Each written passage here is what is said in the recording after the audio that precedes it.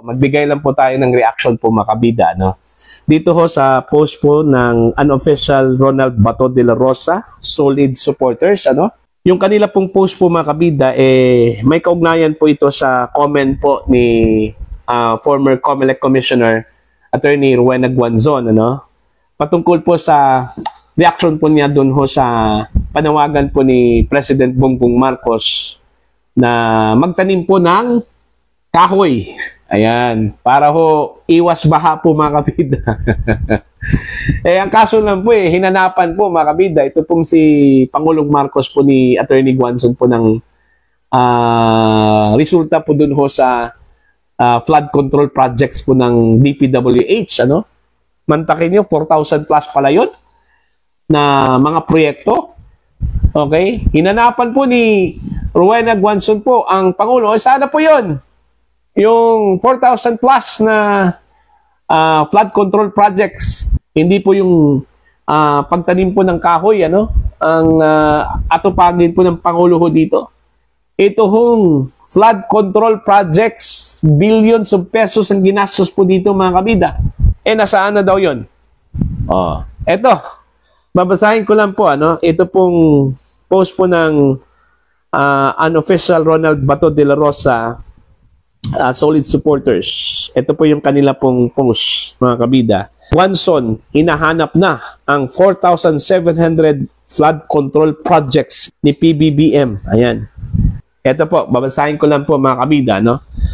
Hindi na napigilan hanapin ni dating Commission on Elections o COMELEC Commissioner Rowena Guanzon ang 4,700 flood control projects na ipinangako po mga kabida noon ni Pangulong Ferdinand Bongbong Marcos Jr. Sinabi po ni Guanzon sa gitna ng kaliwat kanang baha sa iba't ibang bahagi ng Pilipinas sa pananalasa ng bagyong Krising. Ayun.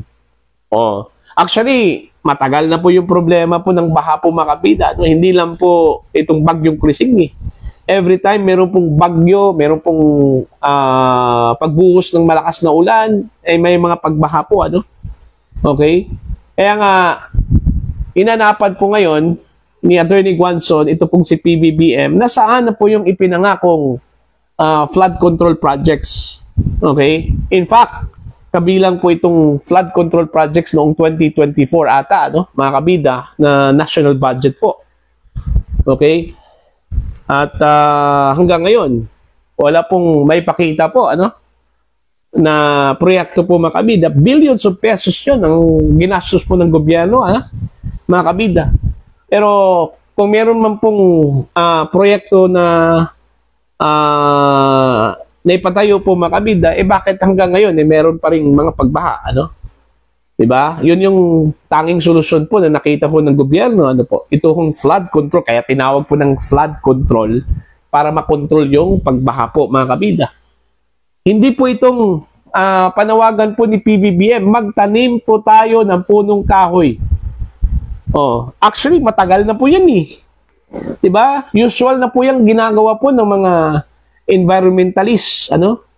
Mga grupo po na meron pong advokasya po mga kabida sa environment, ano po? Meron na pong mga tree planting activity, ano? Ito hong mga reforestation, mga kabida, ano? Tagal na po yan. Okay? Regular na po yung aktibidad na magtanim po ng punong kahoy. Bakit hanggang ngayon nandyan pa rin, ano? Diba? Kasi ang pinaka-immediate na pwede hong magawa po ng gobyerno dito, ito pong urgent po itong flood control projects. Ang kaso lang po wala wala ko tayong nakita po, ano, mga kabida, hanggang ngayon andyan pa rin yung mga pagbaha po, ano, sa iba't ibang bahagi po ng Pilipinas. Sa Maynila, sa Cebu ngayon, okay? Pinaka-latest po dinalaw po ng baha itong Cebu. Kung tutuusin po mga kabida, seldom lang po itong Cebu na bahain po, ano, pero ngayon, okay, parang ito na ata yung destination po ng baha mga kabida, no? Matapos pong binisita po ng baha ito pong Maynila, ang Davao at iba't ibang bahagi po ng Pilipinas, ano, mga kabida. Kaya nga yun Yun yung tanong, saan na yun? Yung 4,700 flood control projects. Kasi itong 4,000 mahigit na flood control projects po mga kabida, kung andyan lang talaga yan. Okay? Siguro po, kung meron mang mga pagbaha po, pero minimal. Mga kabida, no? Sana po yung 1 trillion pesos po na budget po ng DPWH. Sana po yun. Diba?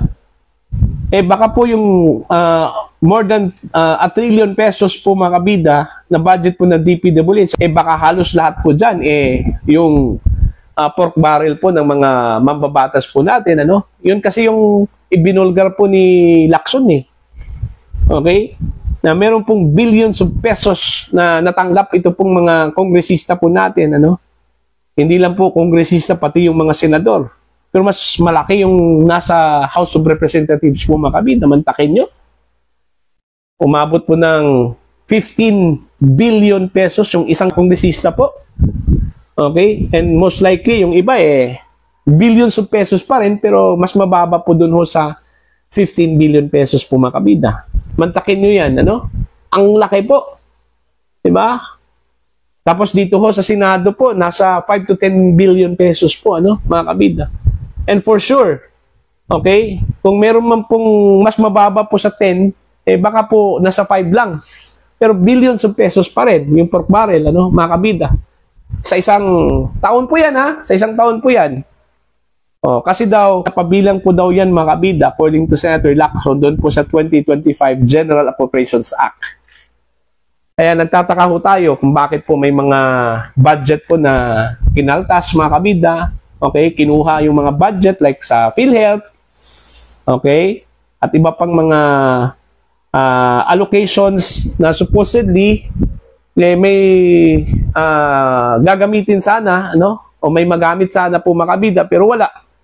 Kasi wala kinuha na po ibinalik daw dun sa National Treasury po, ano, mga kabida.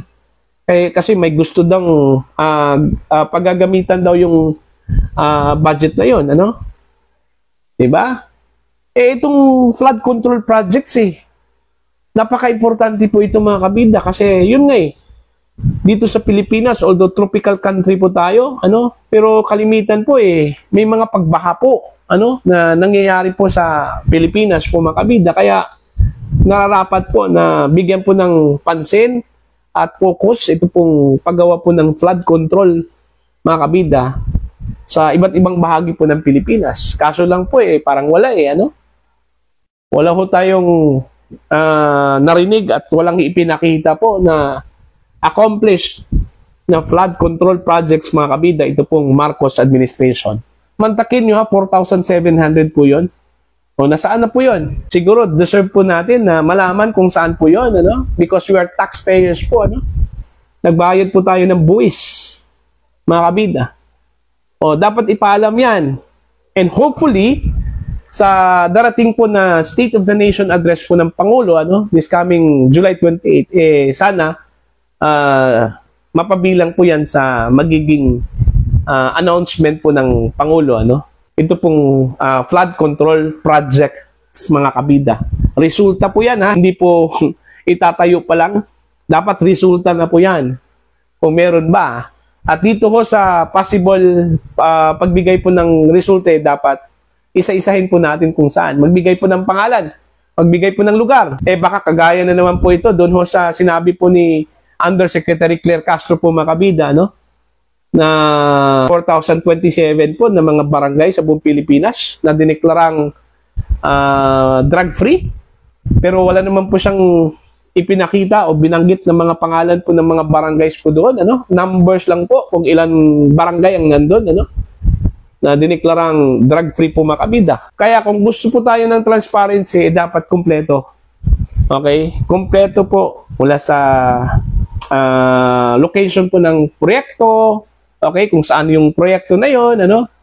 At ilan yung accomplished, at ilan po yung hindi pa po nagawa, at ilan yung ginagawa pa po mga kabida na proyekto po, ano, itong flood control po mga kabida na pinamumunuan po ng Department of Public Works and Highways.